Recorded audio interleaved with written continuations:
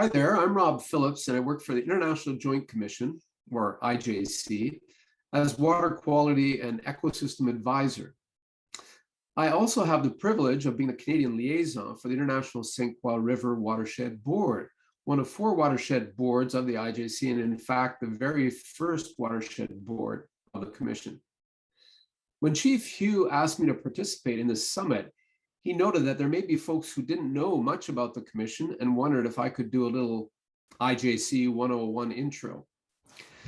Well, fortunately for you, we have a wonderful comms team here, and I picked one short video that's already been produced, and that will tell most of the story a whole lot better than I can.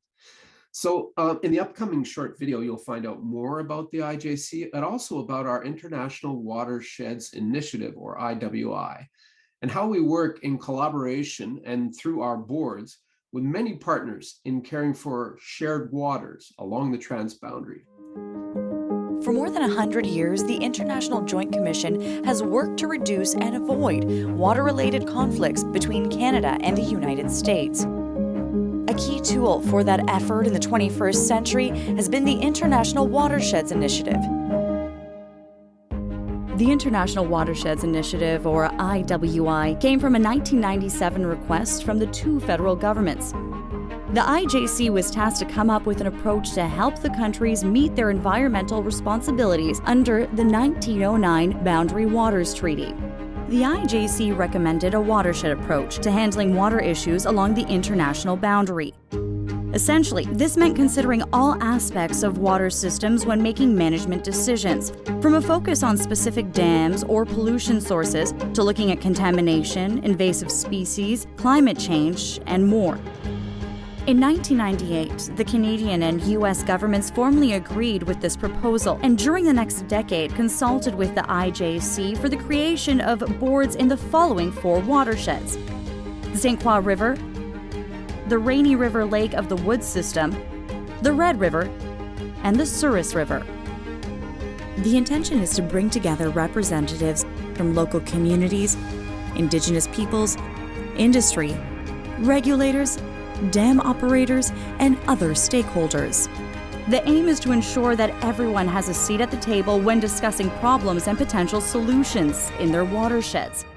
Working alongside existing local organizations, these binational boards are uniquely positioned to provide objective, in-depth scientific research and consensus-based recommendations.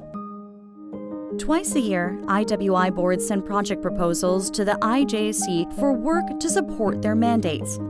If approved and funded, these projects allow collaboration between the watershed boards, other IJC boards, and other agencies to research specific issues.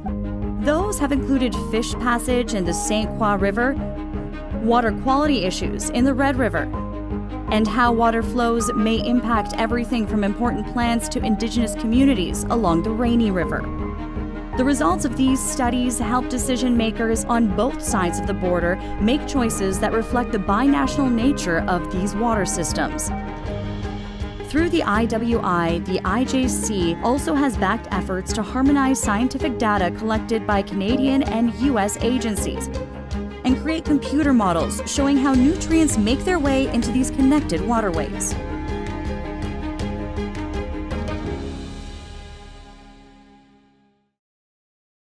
So it was about 3 years ago when I was asked to be liaison for the board and was told that the St. Croix was a lovely little river set in Canada's most beautiful and underrated location, southern New Brunswick, bordering Maine. It didn't take long for me to learn about the multitude of projects and activities of this watershed board and also of the other partners and their projects. Many of the endeavors have involved and continue to involve the Pesquotumagati Nation and the Passamaquoddy tribe, whose home has been here for millennia. Also, through this work, I first heard about and then met Chief Hugh Akaji, whose experience, his character, his wisdom and leadership and passion for the Scootec have all helped bring forward a vision that we can all share. You know, I certainly can't speak for Chief Hugh, but I believe that part of his vision is not only a continuing rejuvenation of the alewife population, but also the dream of a burgeoning fishery where the many partners work together to find new and innovative ways to get the full suite of native stocks back and back up into the watershed. So for that, we at the IJC are very pleased to play a part in this.